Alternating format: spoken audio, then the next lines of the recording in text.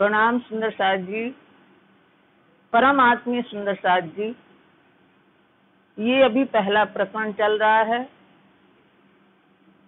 कल 25 चौपाई चल चुकी थी, जिनको आप सभी लोग वीडियो के माध्यम से सुन सकेंगे। अब आज 26 चौपाई, अभी 25वां चौपाई दोहराते हैं। तब कहा बड़ी रूह ने, इश्क मेरा ताम, हक रूहों की मैं आशिक, मेरा यही मैं आराम। ताम माने होता है आहार, ताम माने खुराक, कि हमारी खुराक तो प्रेम ही है। ये बड़ी रूह श्यामा जी ने कहा। इसके बाद जो संवाद चल रहा था राजी महाराज के बीच में, श्यामा जी और सखियों के बीच में, तो बड़ी रूह श्यामा महारानी ने कहा कि मेरी खुराक तो प्रेम ही है, हक रूहों की मैं आशिक, और मैं राजी महाराज की और ब्रह्मात्माओं की, सखियों की मैं अनुरागनी हूँ। मेरा यही में आराम, मुझे इसी में संतुष्टि मिलती है, इसी में मुझे आराम है। तब हके कहा हादी रूहों को। तब राजी महाराज ने कहा श्यामा जी से और सखियों से, हादी माने श्यामा जी और रूह माने सखियों से, तुम मासूक मेरे दिल, हे श्यामा जी, हे सखियों, हे ब्रह्मात्माओं, तुम मेरे हृदय के अति निकट हो। तुम मासूक मेरे दिल, तुम मेरे हृदय के अति निकट हो, तुम मेरी प्रियतमा हो, तुम सब मेरी प्रियतमा हो, मैं तुम्हारा प्रेमी हूँ। इत इश्क मेरा पाए न सको, जो सहूर करो सब मिल। फिर भी आप सब मेरी प्रियतमा हो, मैं आपका प्रेमी हूँ। जो सहूर करो सब मिल, जो आप सभी लोग विचार विवेक से सोचोगे तो भी मेरे प्रेम की थाह नहीं पा सकोगी। इत इश्क मेरा पाए ना सको, इस परम धाम में रह करके इसका निरूपण नहीं हो सकेगा कि तुम इसकी थाह, हमारे प्रेम की थाह पा सको, ये ऐसा नहीं हो सकता। नूर मकान नूर हक का, जित है नूर जलाल।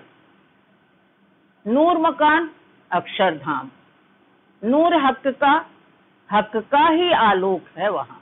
राजी महाराज के ही प्रकाश से प्रकाशित है वो अक्षरधाम। जित है नूर जलाल, जहाँ अक्षर ब्रह्म, वहाँ के स्वामी अक्षर ब्रह्म रहते हैं। तिन दिल हके यों चाहे, उनके दिल में राजी महाराज ने, अक्षर ब्रह्म के दिल में राजी महाराज ने ये उत्पन्न कर दिया।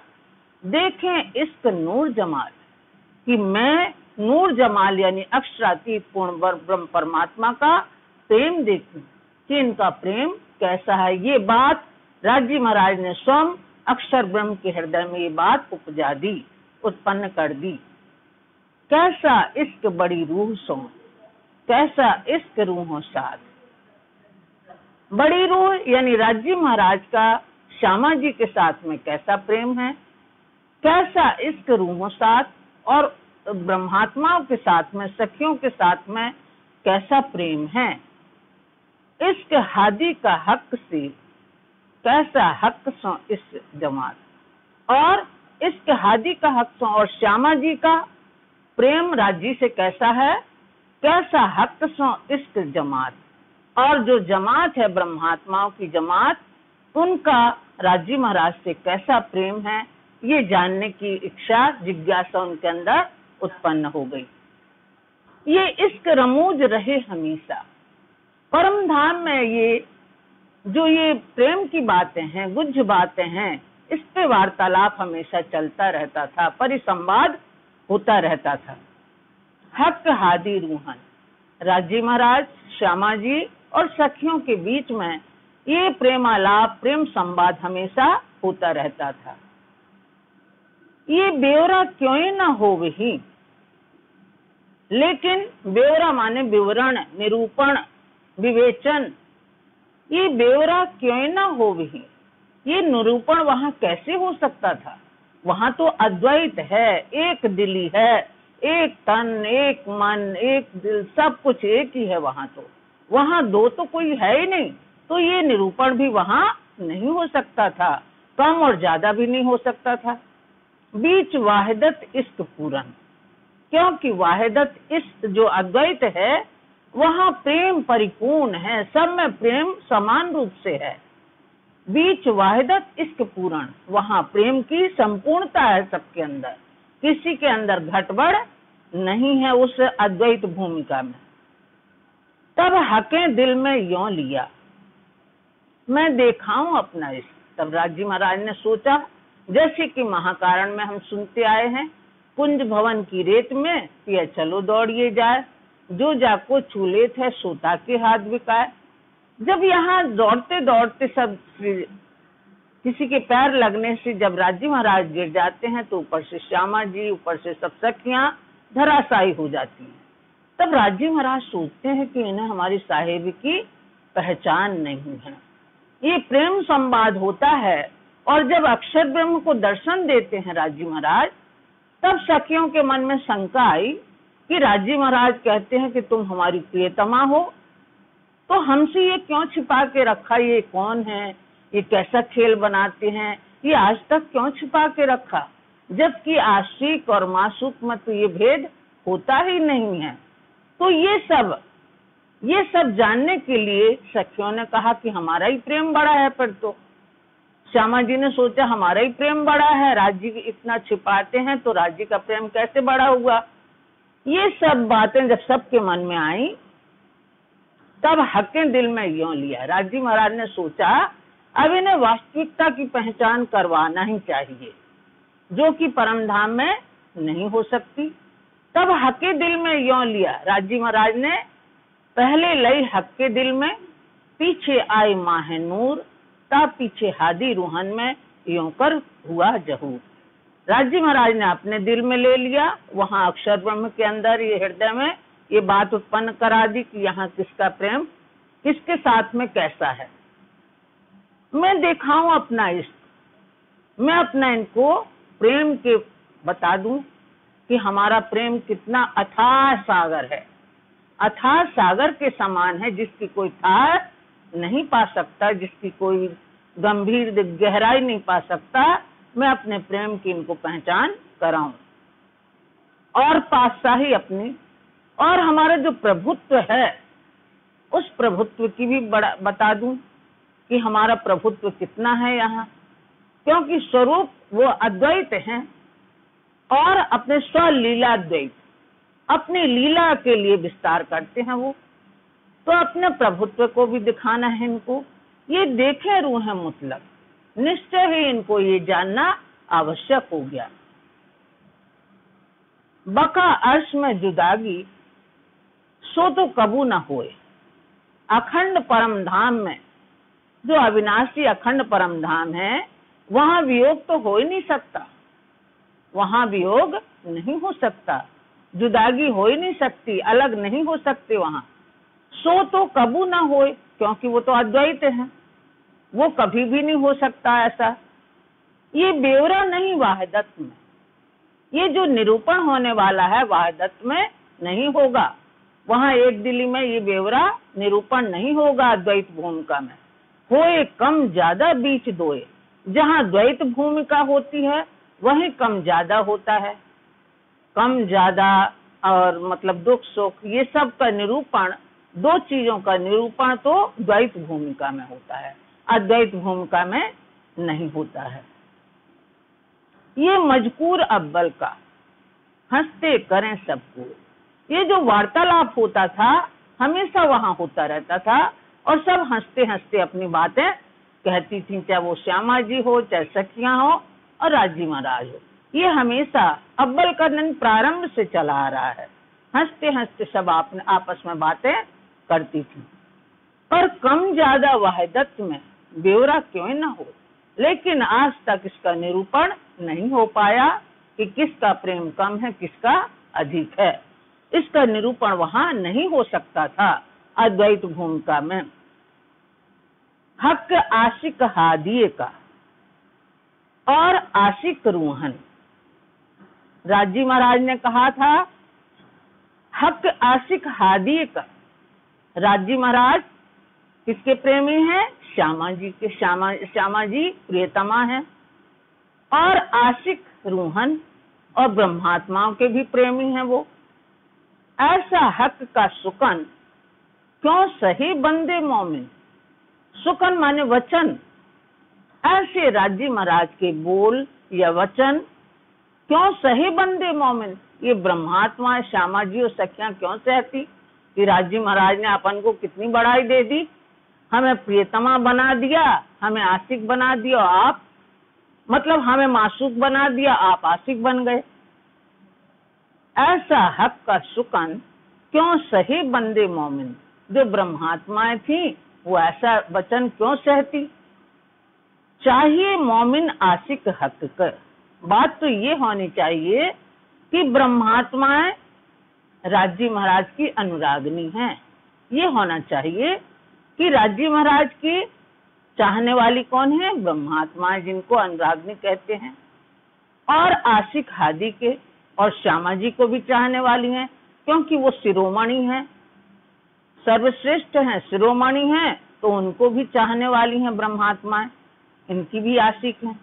रूह है हादी आशिक हक की, और ब्रह्मात्माएं हादी आशिक हक की, ब्रह्मात्माएं और श्यामा जी राजी महाराज की आशिक हैं।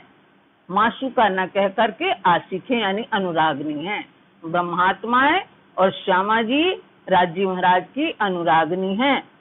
सीधा इसके ब्योर आइए, सीधा सा निरूपण ये होना चाहिए, सीधा इसके ब्योर आइए। प्रेम का निरूपण सीधा साधा ये है। वाहिदत कहिए इनको एक इश्क तन मन, अद्वैत एक दिली वहदानियत तो उसको कहते हैं जहां एक प्रेम, एक तन, एक मन, जहां कोई दो की बात ना हो, अद्वैत हो, सबके दिल में, जो एक के दिल में आई वो सबके दिल में आए, उसको वाहिदत कहते हैं, उसको वहदानियत, उसको अद्वैत कहते हैं, उसको एक दिली कहते हैं।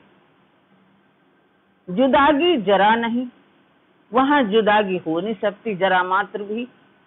वाहिदत में पाव छिन, एक पल के चौथांश हिस्से में भी उस अद्वैत भूमिका में जुदागी नहीं हो सकती।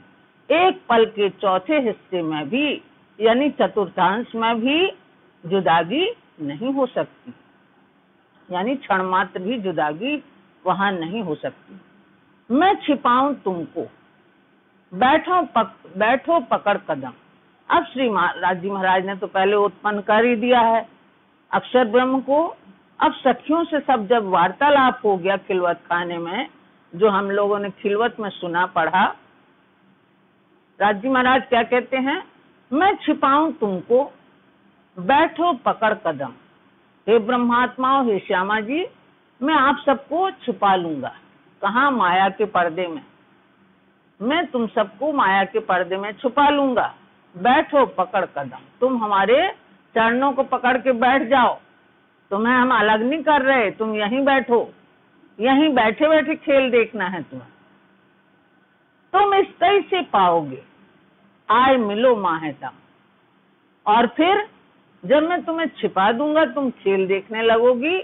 तुम्हें जब मेरी याद आएगी तो तुम्हारा जो प्रेम हमें खींच के लाएगा, तुम इस तरह से पाओगे, तुम अपने प्रेम से ही हमें प्राप्त कर लोगी।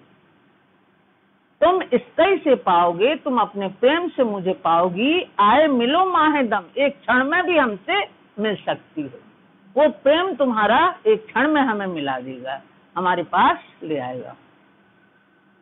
उतर जब तुम देखोगे लैलत कदर की माँ है। जब तुम माया के नश्वर संसार के खेल में अवतरित होगी और वहां देखोगी लैलत कदर की माँ है, यानी लैलतुल कद्र की रात्रि में जब तुम वहां जाओगी, महिमावान रात्रि में वहां खेल देखने जब उतरोगी, अवतरित होगी, और जिमी और आसमान तुम देखोगी।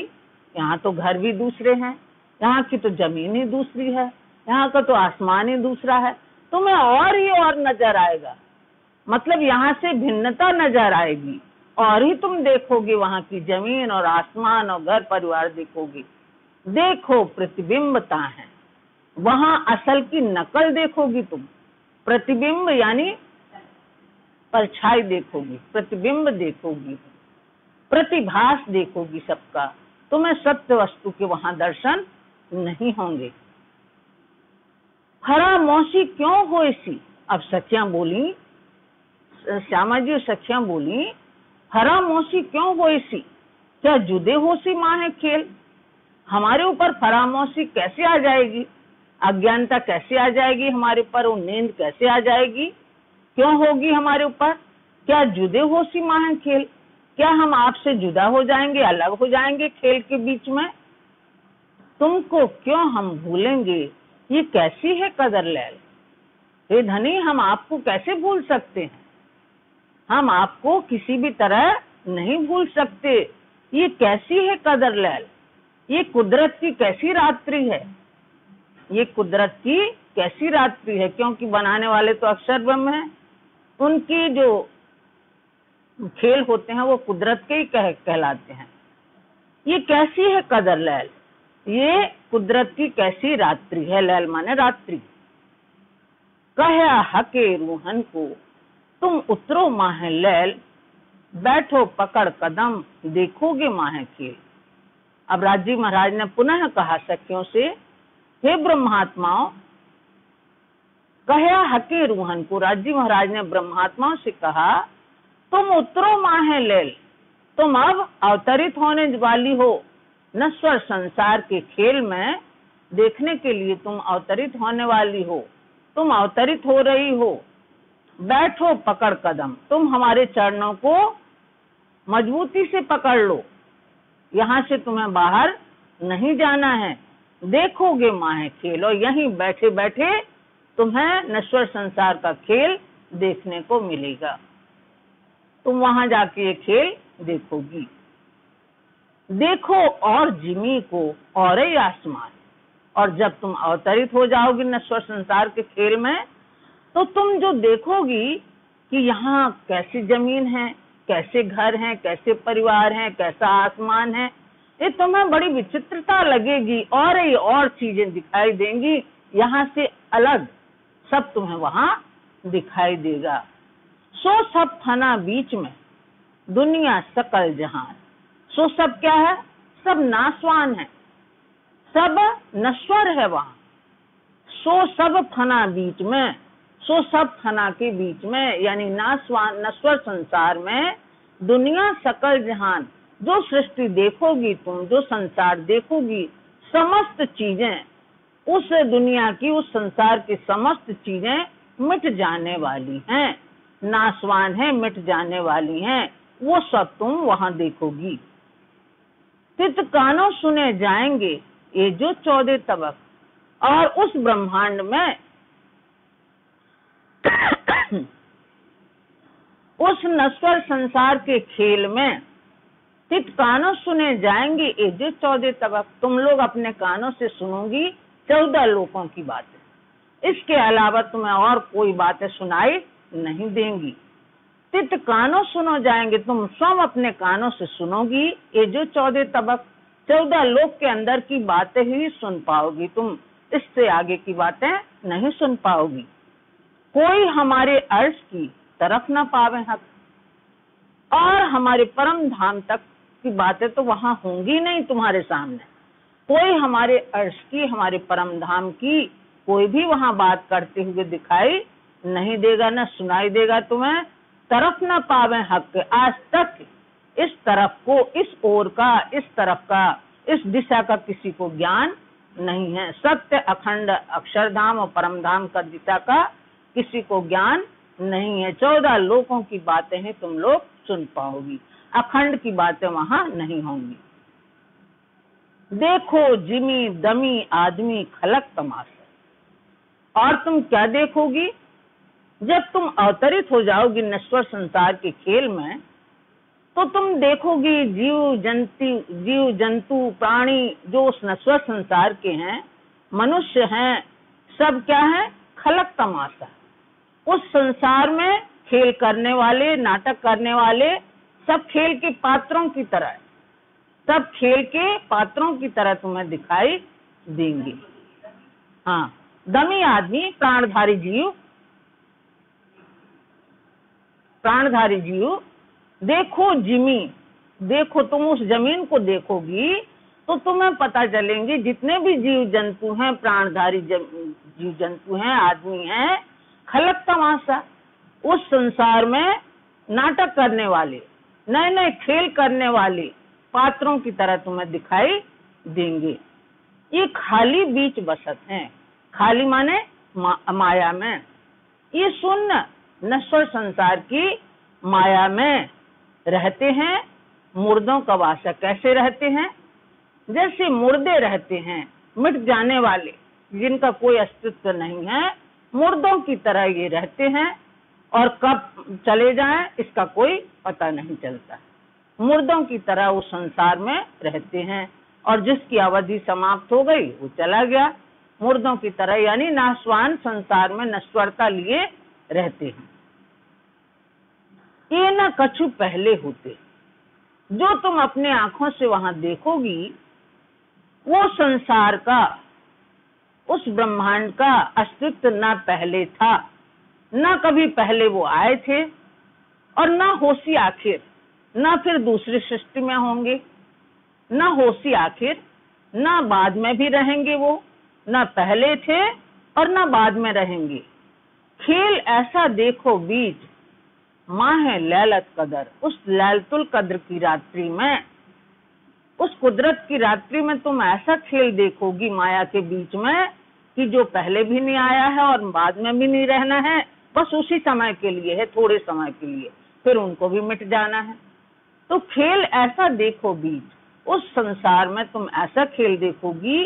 कौन से संसार में? लैलत कदर की रात्रि में, यानी कि लैल माने रात्रि, कुदरत की रात्रि में ऐसे देखोगी। रूहें देखें झूठ फरेब को, कई भांत तमाशा। और ब्रह्मात्मा क्या देखेंगी? तुम सब क्या देखोगी? झूठ, कपट, फरेब, ये सब मिथ्या, ये सब इसी का बोलबाला होगा, क्योंकि झूठा ही संसार है तो हर बात झूठी होगी वहां। तो वहां झूठ, फरेब, मिथ्या, कपट, ये सब वहां देखोगी तुम। कई भांत तमाशा, खेल में कई खेल, नाटक में कई नाटक वहां देखोगी तुम। कई तरह के नाटक तुम वहां देखोगी, कई तरह के तमाशे देखोगी। लाख विधों कई खोजी, और वहां के लोग भी जो महापुरुष होंगे वहां, लाख विधों कई खोजी, वहां के लोग भी कई प्रकार से सत्य की खोज करेंगे, लेकिन उन्हें सत्य का पता नहीं चलेगा। लाख विधों यानी अनेक प्रकार से खोज करेंगे सत्य की, क्योंकि वो तो झूठ का ही बोलबाला है। वही संसार में कोई पावे न खुलासा, लेकिन उसका रहस्य कोई प्राप्त नहीं कर पाएगा। ये जो दुनी देखो खेलती, आवे जाए हुक्म, ये जो तुम वहां देखोगी खेल के खिलौनों के रूप में, खेल के पात्रों के रूप में सब संसार को देखोगी। आवे जाए माह, ये जो दुनी देखो खेलती, दुनिया के लोगों को खेलता हुआ देखोगे आप वहां, उस संसार के खेल को, नाटक को। आवे जावे हुक्म, ये पूर्ण ब्रह्म परमात्मा के आदेश से ही आते जाते। आवे जाए हुक्म, क्योंकि उनके हाथ में डोरी है, वो जब डोरी खींच लेंगे तो चले जाएंगे, और जब उनने खेल में भेज दिया तो देखने लगे। आवे जावे हुक्म, राज जी महाराज के आदेश से ही आते जाते हैं। झूठा वजूद ना रह वही, वहां झूठा संसार अधिक समय तक, झूठे तन अधिक समय तक रहने वाले नहीं हैं। उनका कोई भरोसा नहीं है। पानी के बुलबुले की तरह है, जिस तरह पानी के बुलबुले की एक सीमित आयु होती है, वैसे ही मनुष्य का तन भी, जो झूठा शरीर है, वो भी बुलबुले की तरह है, वो स्थायी रहने वाला नहीं है। झूठा वजूद ना रह वही, चले कर गिनती दम, और अपने श्वासों की गिनती पूरी करके और चले जाते हैं। जितनी उनके पास श्वासें होती हैं उतने समय उस खेल में रहते हैं, बाकी चले जाते हैं संसार से। आवे जाए माहे खेल ही, ये आने जाने का क्रम, आवागमन का क्रम उस संसार के खेल में चलता रहता है, और खेल भी चलता रहेगा। अपने बल उम्र, जितनी जिसकी आयु होती है, उस आयु की शक्ति के प्रताप से वो लोग उतने समय खेल देखते रहते हैं, खेल करते रहते हैं, आते जाते रहते हैं। जितनी जो आयु लेके आया है उतने समय रहेगा और फिर चला जाएगा। ढूंढे फिर न पाइए, ये मुआ क्यों कर। और जो मृत हो जाता है, जो मुर्दा हो जाता है, जो इस संसार से चला जाता है, कितना भी ढूंढो कभी मिलने वाला नहीं है। ढूंढिया फिर न पाइए। वो जिससे हमारी प्रीति हो जाती है, जिससे हमारा संबंध हो जाता है, वो चला जाता है जब इस संसार से। लाख ढूंढो लेकिन वो मिलने वाला नहीं है। कितना भी ढूंढो वो उसको कोई नहीं प्राप्त कर सकता। ये मुआ क्यों कर, ये प्रश्न बना रहता है कि ये कैसे मरा, क्यों मर गया। ये प्रश्न सबको बना रहता है कि ये क्यों मर गया और क्यों कहाँ चला गया। ये सबके दिमाग में एक प्रश्न छोड़ के जाता है। कोई आप न चिन्ही। और बड़ी बात क्या होगी वहां, सब बता रहे हैं सखियों को राजी महाराज। कोई आप न चिन्ही, जो तुम लोग सब वहां जाओगी जीवधारी बन के, कोई अपने आप को भी नहीं पहचानेगा कि मैं कौन हूँ, कहाँ से आया हूँ, मेरे धनी कौन है।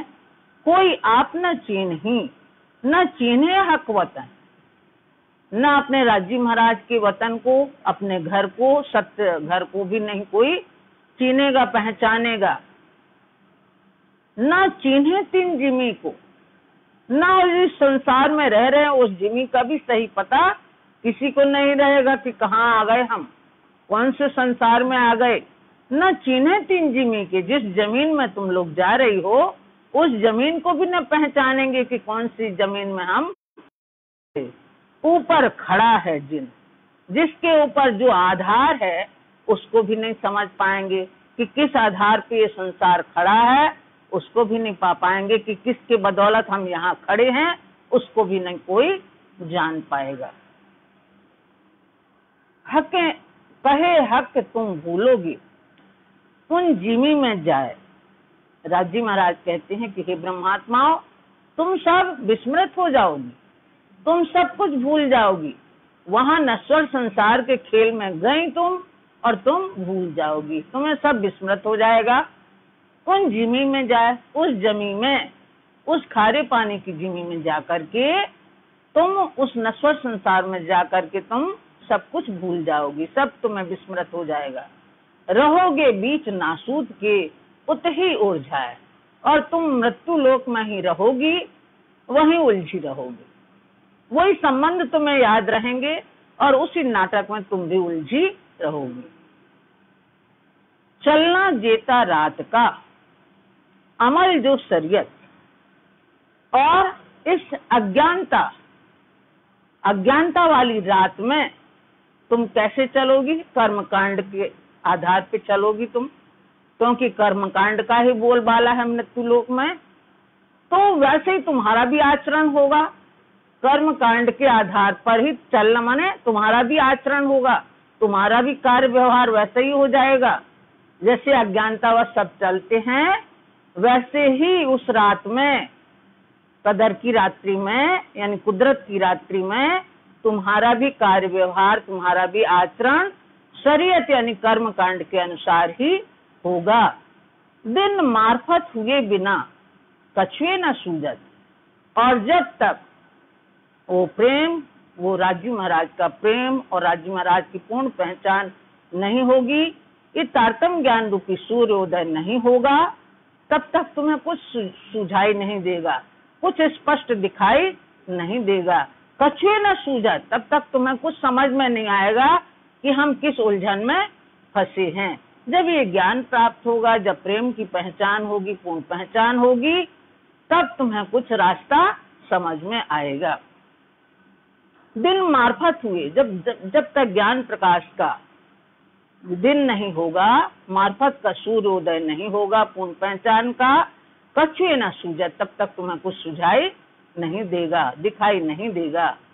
बिना इश्क सूझे नहीं, ये जो रात का अमल, बिना प्रेम के तुम्हें कुछ स्पष्ट समझ में नहीं आएगा, तुम्हें सूझेगा नहीं, स्पष्ट तुम्हें समझ में नहीं आएगा। ये जो रात का अमल, जो अज्ञानता की रात्रि में अज्ञानता के कर्म कांड के चक्कर में तुम रहोगी, तुम्हारे अंदर जब तक प्रेम नहीं आएगा तब तक तुम उस उलझन से नहीं निकल पाओगी। ये राह चलसी लग फजर तोरे के बल। उसी राजी महाराज के जब तक उन्हें उसमें रखना है तोरे के बल, यानी शरीयत के बल पर जब तक उन्हें रखना है, ये राह चलसी लग फजर, जब तक ज्ञान का प्रकाश नहीं होगा तब तक उस कर्म कांड की रात्रि में धनी के अनुसार तुम चलती रहोगी। जब तुम्हारे अंदर प्रेम आ जाएगा, राज्य की मेहर हो जाएगी, ज्ञान का प्रकाश हो जाएगा, तब तुम उस उलझन से निकलोगी।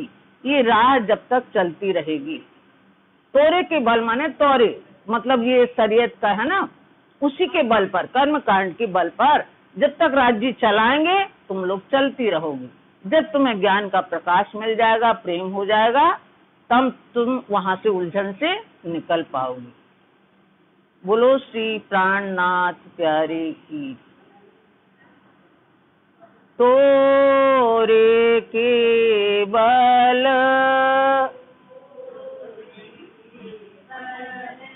बिना इश्क सूझे नहीं, ये जो रात का माल,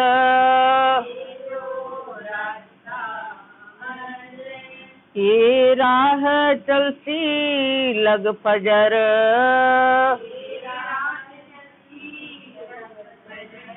तोरे के बल,